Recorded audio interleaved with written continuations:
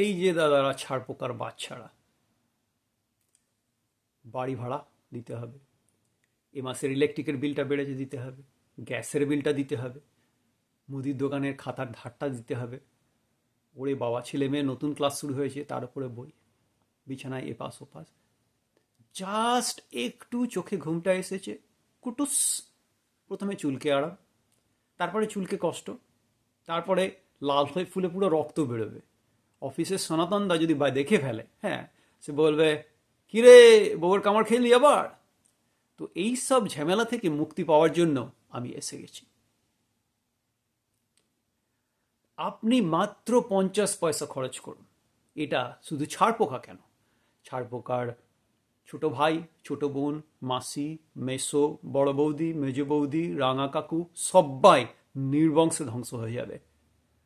আপনার কামড় চিরকালের মতো বন্ধ হয়ে যাবে। তো এই দাদারা, আপনি যদি ছাড় পোকার কামড় থেকে বাঁচতে চান তাহলে একটু ভাবুন।